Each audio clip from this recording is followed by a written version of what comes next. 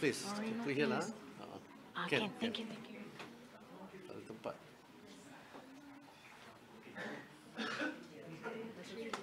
Sorry. We've got this. Aku tengok mana duduk sini. Okay. Thank you everyone for coming over today for our PC on the recent announcement of the US tariffs. The YB Minister will start with a brief statement and then we will open it for questions from the audience. Okay. To you, Lulu. Alright. Okay. Assalamualaikum warahmatullahi wabarakatuh dan selamat tengah hari. Bersama-sama saya ada TKSU, Puan Masura dan Dato' Baria dan juga CEO Madrid, Tuan Afif pada di sini. Dan selamat tengah hari ini saya nak ucapkan terima kasih lah kerana this is last minute. Mula-mula nak buat petang tapi kerana kita ada mesyuarat kabinet petang ni, so I brought it forward to this morning. I will give the opening first in bahasa Malaysia, then in bahasa Inggeris. Pertamanya, Malaysia mengambil maklum kepada keputusan unilateral dan akan meneruskan dialog perdagangan dua hala kita dengan Amerika Syarikat. Reuters. Okay, start sekali lagi. Reuters. Siapa dari Reuters ni? Yours? Sorry ya. Siapa buat tu? The Age punya aku. The Age yang langgar Reuters. Okay. Anyway. Alright, so start again. Assalamualaikum warahmatullahi wabarakatuh. Selamat petang. Very good afternoon. So I'll give the opening. Saya akan buat pembukaan first in bahasa Malaysia dan lepas tu dalam bahasa Inggeris. Kita mengambil maklum tentang keputusan yang dibuat oleh Amerika Syarikat, ya, keputusan unilateral mengenai perdagangan dua hala di antara Malaysia dan Amerika Syarikat. Dalam tempoh 90 hari, dia berakhir semalam lah, 90 hari ini. Pasukan perunding MITI dan saya sendiri secara kumulatif terlibat melalui sekurang-kurangnya 25 sesi libat urus dengan rakan sejawat kami di Amerika Syarikat. Malaysia berunding dengan niat baik, ada give and take, tetapi kami berpendirian teguh dalam perkara-perkara yang melibatkan kepentingan dan kedaulatan negara. Terdapat beberapa garis merah yang kami tidak berkompromi. Rundingan sememangnya rumit dan tentu sekali memerlukan sedikit pengorbanan. Namun, matlamat kita tetap jelas untuk memastikan akses pasaran ekspor kita, memodernkan ekonomi kita dan melindungi mata pencarian Malaysia untuk jangka panjang. Dalam tempoh tersebut, MITI juga terlibat dengan pelbagai kementerian dan agensi, ya, ada sesi libat urus dengan pelbagai kementerian dan agensi untuk mendapatkan maklum balas dan persetujuan mereka mengenai pelbagai perkara termasuk produk perindustrian, produk pertanian, langkah-langkah halangan bukan tarif dan perdagangan digital.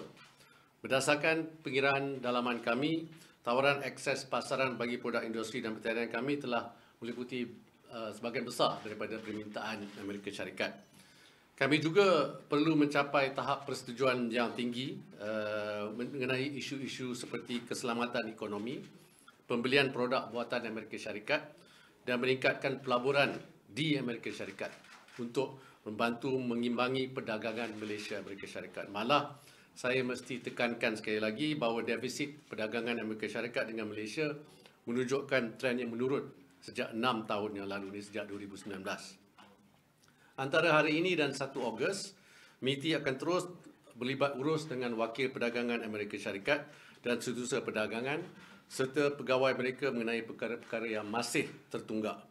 Dari sektor khusus, dari segi sektor khusus, rundingan kami untuk produk perindustrian merentasi sektor seperti jentera dan peralatan, produk berasaskan kimia, peranti perubatan, besi dan keluli, aluminium, plastik, otomotif dan juga E&E.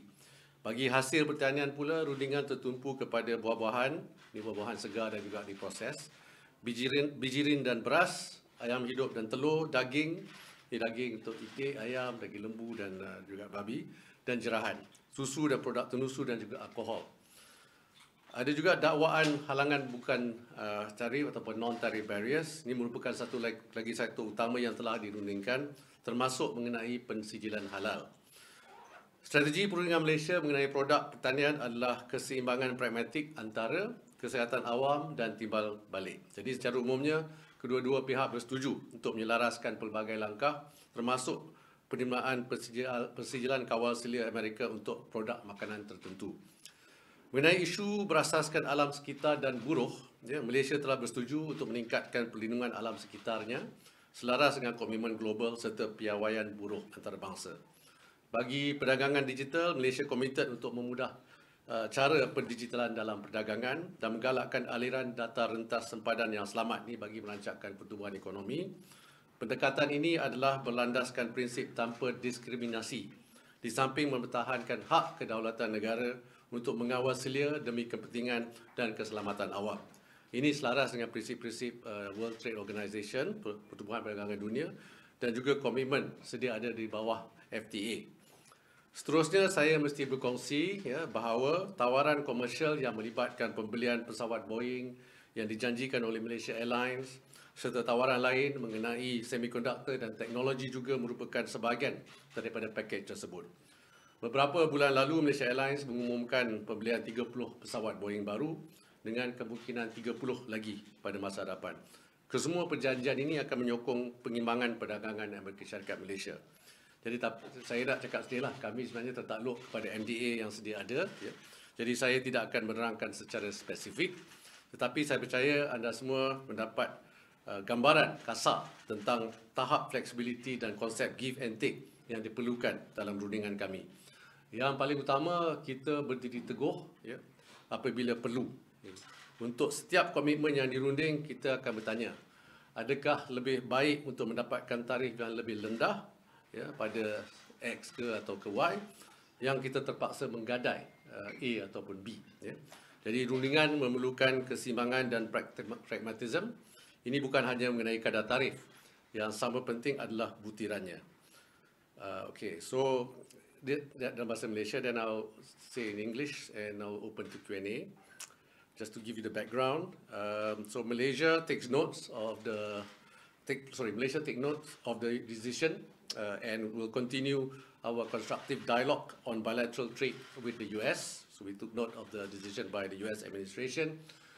With the recently concluded 90-day pause, it concluded yesterday, MITI's negotiating team and myself actually cumulatively engaged with our US counterparts at least on 25 separate occasions. We negotiated in good faith with considerable give and take while standing firm on crucial matters of national interest and sovereignty. There were specific red lines that we would not compromise on. Complex at times and I must say certainly demanding, the goal has remained clear: to secure our export market access, modernize our economy and safeguard Malaysian livelihoods for the long term. So during that period, MITI also reached out to various ministries and agencies to get their feedback and agreements on various matters, including industrial products, agriculture products, non-tariff barriers, as well as digital trade. Based on our internal calculations, our market access offers for both industrial and agricultural products cover nearly all of US requests. We also had to achieve a high level of consensus on issues such as economic security, purchase of US-made products, and increasing investments in the US to help balance Malaysia-US trade. In fact, I must highlight again that the US trade deficit with Malaysia has been on a declining trend for the past 6 years. Between now and 1st of August, we will continue to engage the US trade representative and the Secretary of Commerce through the Department of Commerce and their officials on the outstanding matters. In terms of specific sectors, our negotiations for industrial products cut across sectors like machinery and equipment, chemical and chemical-based products, medical devices, iron and steel, aluminium, plastic, automotive, of course, E&E. As for agriculture products, negotiations centered on fruits, grains and rice, live poultry and eggs, meats, milk and dairy products, alcohol. And there's also alleged non-tariff barriers. This is another major sector that was negotiated on, including on halal certification. Malaysia's negotiating strategy on agriculture products was a pragmatic balance between public health and reciprocity. Generally, both parties agreed to streamline various measures, including acceptance of American regulatory certification for specific food products. On environment and labor-based issues, Malaysia has agreed to enhance its environmental protection in line with global commitments, as well as international labor standards. On digital trade, Malaysia is committed to facilitating digitalization in trade and encouraging secure cross-border data flows to spur economic growth. This approach is based on the principle of non-discrimination while preserving our sovereign right to regulate for public interest and security. So this is in line with the principles of WTO and our existing commitments under the various FTAs. So I must share that commercial deals, there's many that we have discussed. One that is worth mentioning here is Malaysia Airlines pledge purchase of Boeing Airlines, as well as other deals on semiconductors and tech also form part of the package. All these deals will support the US-Malaysia trade balancing. Due to our existing NDA, I will not go into specifics, but I trust all of you get the rough idea of the level of flexibility and the give and take required in our negotiations. The key takeaway is that we stood firm on what we needed to stand firm on. For every single commitment negotiated, we always asked ourselves, on balance, would it be better to have a lower tariff, let's say X number or Y number, by opening up our market unconditionally on certain products. So negotiating is about balance and pragmatism. So ultimately, it's not just about the tariff rate. The devil is always in the details. So thank you very much, and I open the floor to questions. Yes, let him. Please state your name and your organization before you give your question. Okay, thank you. I'm from China Media Group. I would like to ask, according to a report, local media report, the report says that the new punitive tariffs from Trump government will cause a sudden economic shock to Malaysia. Not only Malaysia, but cause a sudden economic institutional shock to the world trade system. So, and for the U.S., this is not only a means of pressure, but also the beginning of the blackmail. So, what do you think about that? As I mentioned, thank you very much. As I mentioned, we will continue to engage the U.S. What is good, in a way, is that the tariff that was announced, the tariff of 25%, will be effective on 1st of August. This gives us time. Initially, the 90 days ended yesterday. So we act in good faith. We want a fair and comprehensive agreement for Malaysia. To date, you have seen many countries face similar challenges. That's why we only see 2 countries that have concluded some form of agreement with the US, but the rest are still in negotiations. Negotiations will proceed, will continue. I've contacted my counterpart, the US Trade Representative, Ambassador Greer, yesterday, and tomorrow we will have a video call with him. In fact, tomorrow also, the Prime Minister is meeting Mark Rubio. I will be there, the Secretary of State. So the engagement will continue. So it's not about a question of, that negotiations have failed. It's not about the questions that this is about Malaysia or the world is facing a crisis. But of course, in all negotiations, in all meetings, in all platforms, we continue to reinforce our view that we are in support of the principles of multilateralism. We believe in the rule-based trading system, of course with WTO at its core. So this is key. But at the same time, during these negotiations, it's important to note that Malaysia continues to be neutral in its approach, and ASEAN as well. We believe in ASEAN centrality and neutrality, and we will continue to engage all parties. Malaysia, of course, we just came back from meetings from BRICS. I just came back at 3 a.m. in the morning, accompanying the Prime Minister. Last week we were in Europe to conclude the Malaysia EFTA Comprehensive Partnership Agreement, and we will continue to engage all markets and all economic blocs and all countries as well. And our team also just came back last week from Brussels as we continue to negotiate the Malaysia-EU FTA. Okay. Dia bagi dia. Pada Azra. Okay. I remember you mentioned about the possibility of the high-tech safeguard, which is critical for Malaysian economy. What about the negotiation going situation about the high-tech safeguard, and also about the trade administration issue, including semiconductor transshipment? Yes. So on the issue about economic safeguard, this is on the economic security, as I mentioned in my opening, that this discussion continues. Malaysia is looking at current existing laws, existing rules that we have to see where are the areas where we can strengthen those laws, especially in areas of economic security, not just with the US, but of course for the sake of Malaysia as well. So this will continue. We are in discussion with our team internally to see what are the areas where we can strengthen. We're finalizing that. We expect an announcement to come soon as we discuss with our team at MITI, and also as I will brief the cabinet later today. On the other issue, Semiconductor transshipment. so on semiconductor, I think transshipment not so much an issue for us. Many of our products, about 60% of our what do you call it, 70%, 60% of our export to the US is semiconductor and E&E, of which close to 65% is from the American companies themselves. There is no issue about transshipment on semiconductor for Malaysia when it comes to economic security. I meant for China. Yes, so for China, there's no issue. There's, of course, there is an issue about decoupling, right?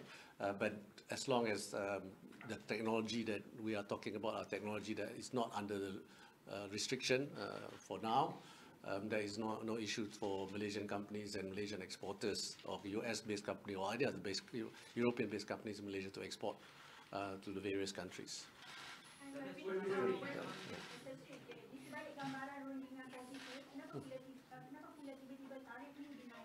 Itu kena tanya USTR, kita dah tanya, dia pun tak ada jawapan kerana ini terpulang kepada Presiden Amerika Syarikat. Seperti Jepun pun bertanya kenapa dia tiba naik 1%, tapi kita kena tengok dalam konteks perbincangan lah. Yes, 1% itu bukanlah nombor yang besar, kita masih lagi rendah berbanding dengan negara-negara jiran kita seperti Thailand, Indonesia dan sebagainya.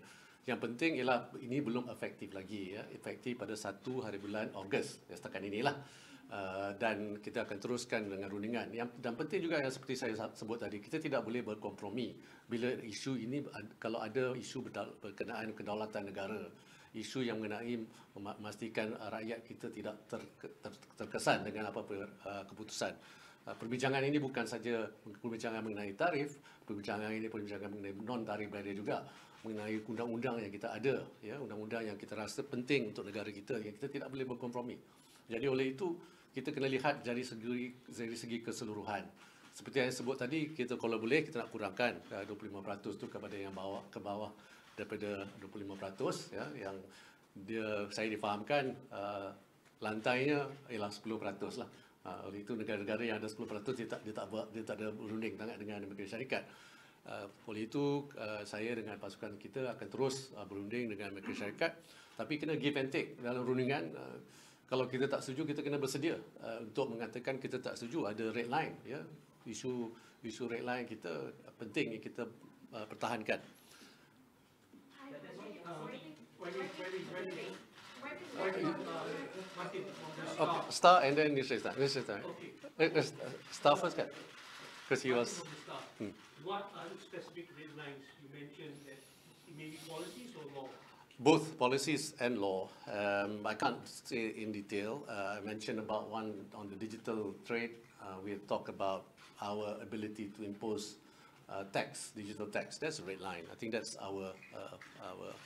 we feel that that's our sovereignty right on digital tax. Issues regarding laws, on criminal laws, on digital e-commerce, which has been passed by the parliament recently.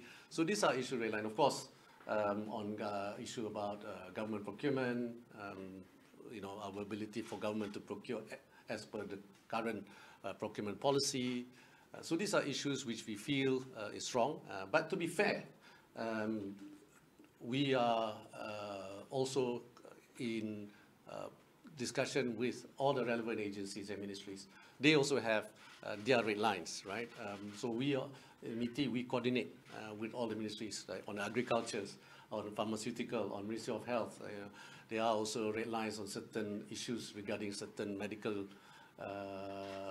standards, technical standards, so which we feel may not be fair.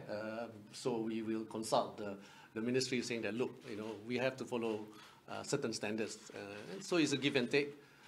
So I can't go into great detail on those issues, but rest assured, we have to stand firm. And we stood firm on many issues as well. And to be fair, like I said, some of the issues, after elaborating and explaining why, the US has accepted our reasoning.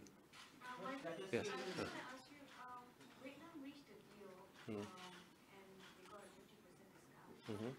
I mean, for us, what was the main reason why we couldn't reach a deal? Well, the main reason is because we need more time. I mean, like I said just now, there are only 2 countries that have reached a deal. We don't want to reach a deal for the sake of reaching a deal, right? If we can reach a deal that on balance benefits Malaysia, benefit Malaysian companies, benefit Malaysians, then yes. But if the deal does not benefit Malaysia, we should not have a deal, right? We have to be firm on that. We have to go in a negotiating table, not wanting to agree on anything. That's not how negotiation works. It has to be fair, it has to be comprehensive, it has to be inclusive. So if Vietnam may have different parameters than us, right? I don't know the details of that. And we are starting at the point of a stronger position. I must say that given the trade balance that we have with the US, it's not as big of surplus as Vietnam, and we don't have many issues that we feel are of. We look at our applied tariff rate against on US is very low, it's 5.6%. So how low can you go? So for us, we'll continue. This is actually positive to me. That we have got an extension, or else today we will be paying 24% or maybe even 25% if they decided.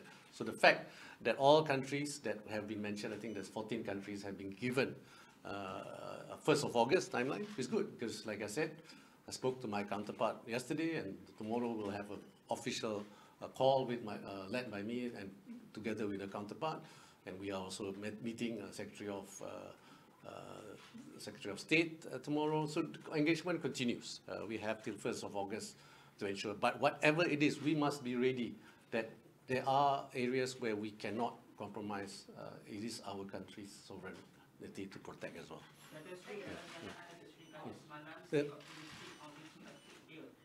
Siapa? Asas kepada optimistik Datuk Seri ini bahawa Malaysia boleh capai persetujuan menang-menang dengan US selepas dengan 2 kali. Yang kedua, bukan 2 kali, banyak kali lah. 20 kali jumpa. Banyak kali. Yang kedua, Datuk. Apa soalan pertama tadi? Okey, kenyataan Datuk Seri semalam yang kita masih lagi optimis Yes. itu. Jadi apa asas Datuk Seri bahawa kita boleh menang dalam perundingan ini dengan US? Yang kedua, adakah kita akan kena 10% tambahan kerana BRICS di 25 plus 10%? Dan juga dalam statement ataupun surat. Satu-satu boleh tak jawab? Tak ingat. Kita tanya satu-satu. Yang tanya yang senang dulu lah. Yang BRICS tu dia dah sebut sebelum ni, sebelum dia keluarkan surat. Ya, tak ada pun yang 10% tu. Dan pada masa yang sama, saya nak bagi pencerahan di sini. Yang 25% tu adalah tidak termasuk 10% baseline. Ya. Ada yang mengatakan 10 campur 25. Sebenarnya is 25. 25%. Kalau kena pun 25%, bukan 25 campur 10. Mengenai isu BRICS itu adalah, itu Donald Trump punya statement dan tidak ada dibuat setakat ini. Soalan pertama ialah mengenai optimistik. Memanglah kita terus ke dalam engagement tu, kita mestilah optimistik. Kalau tak optimistik, buat apa nak kita teruskan engagement, ya? Kerana kita rasa yang penting ialah Amerika Syarikat masih lagi nak berunding.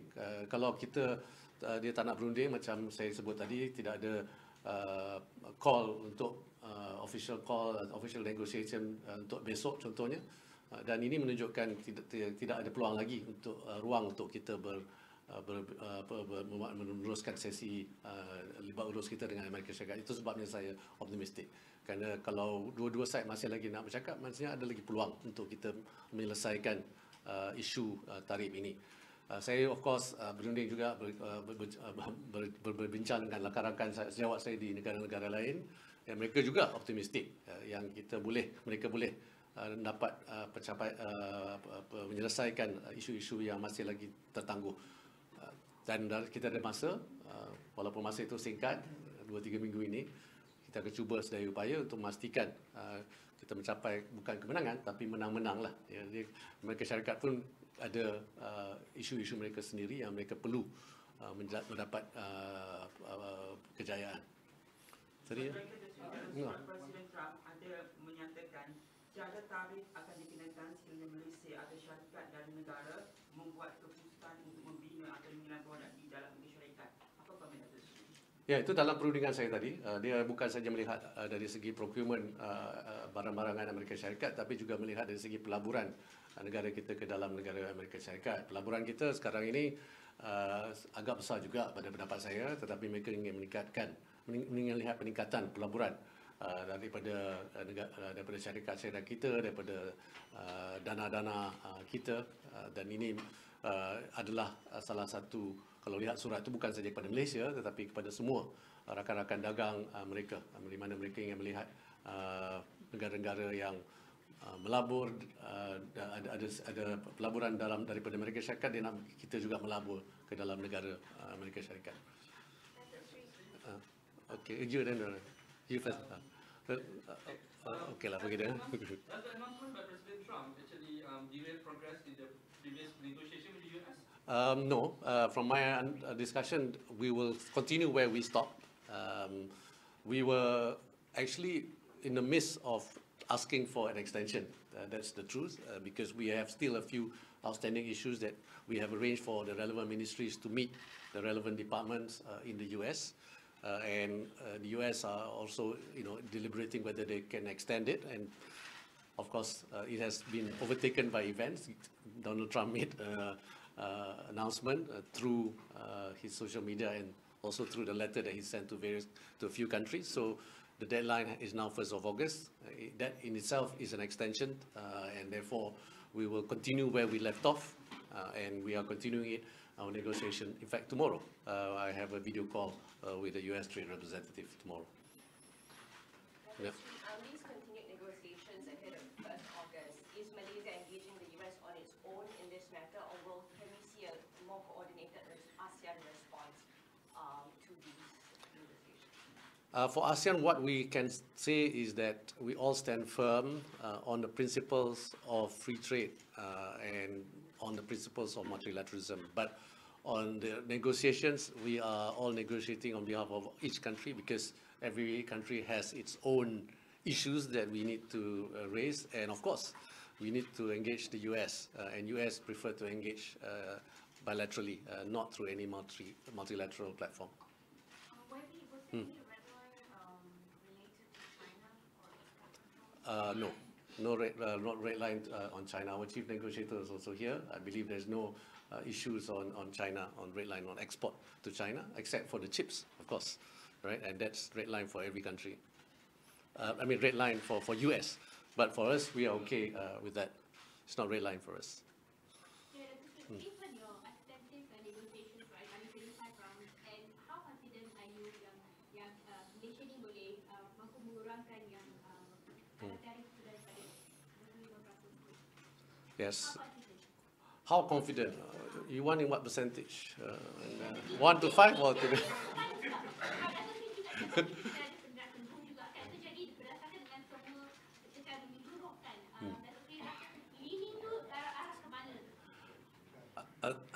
It's a very difficult question because when I speak to my counterparts, the two people that I speak to and the team also speak to the team of my counterparts, the Department of Commerce and the Trade Representative, USTR, yeah.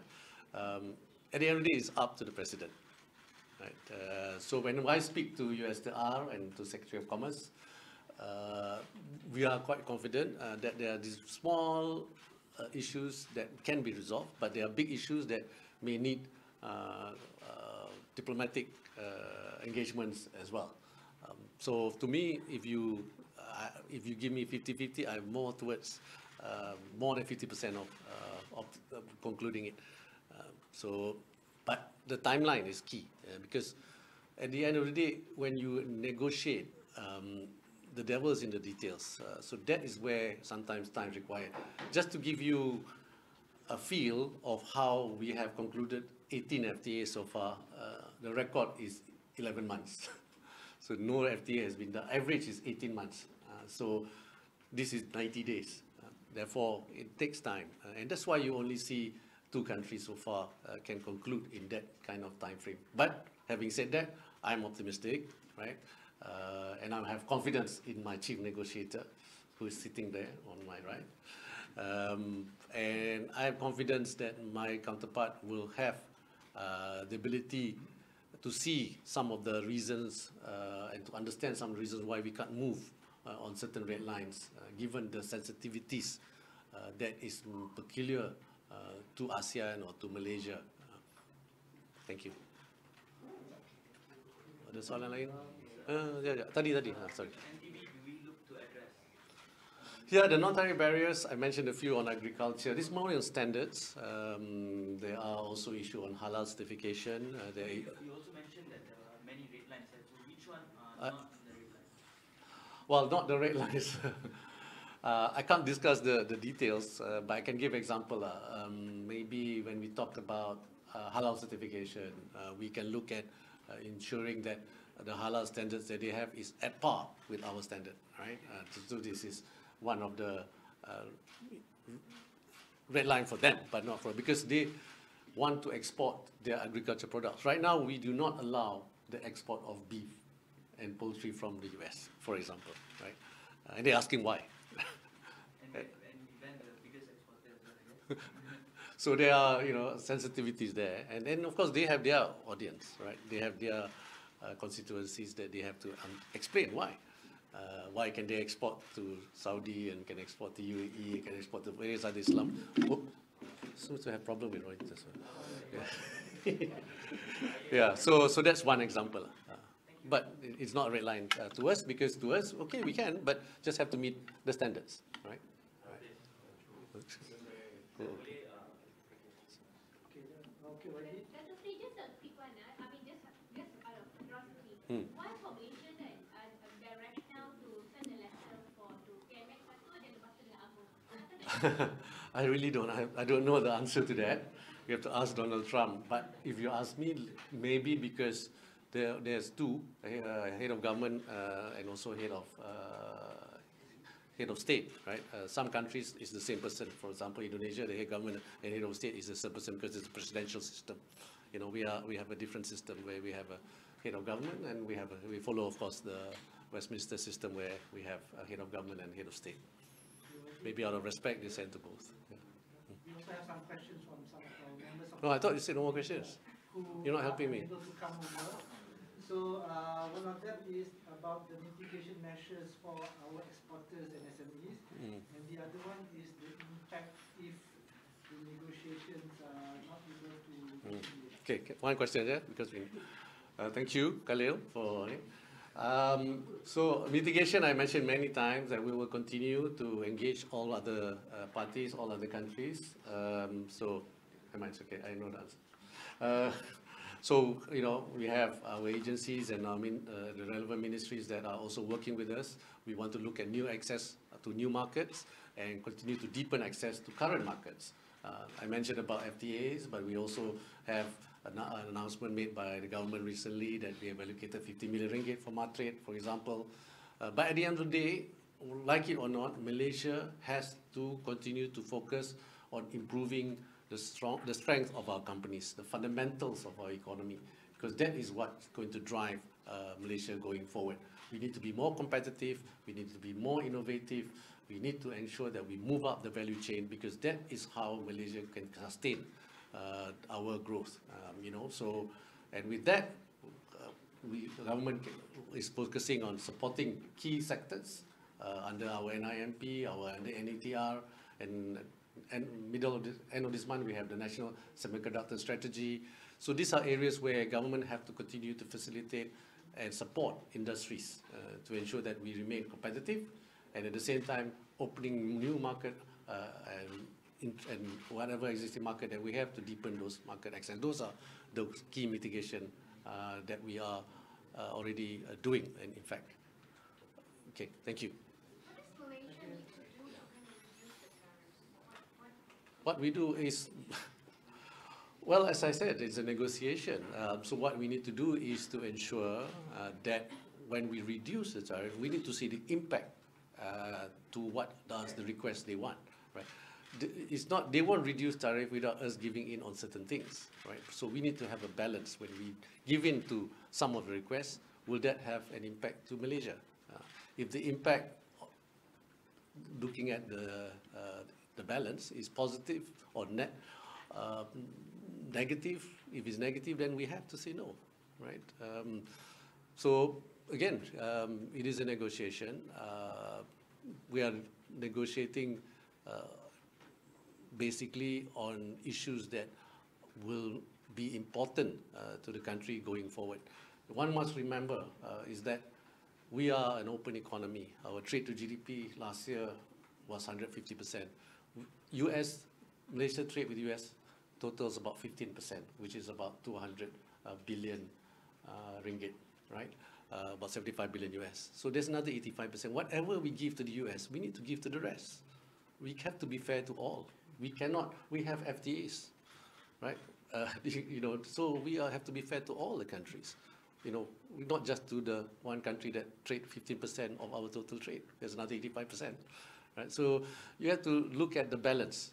So it's, you know, it's easy to say, let's just reduce it. Of course, I can say yes to all, then definitely you get it. In fact, if you agree to all, you'll probably get zero, right? Because it's not just about tariff. I can give 0.5%. I mean, you saw one country did that, but that's not enough. They still got 20%. So it is about, you know, looking at it, looking at country sovereignty, looking at our policies.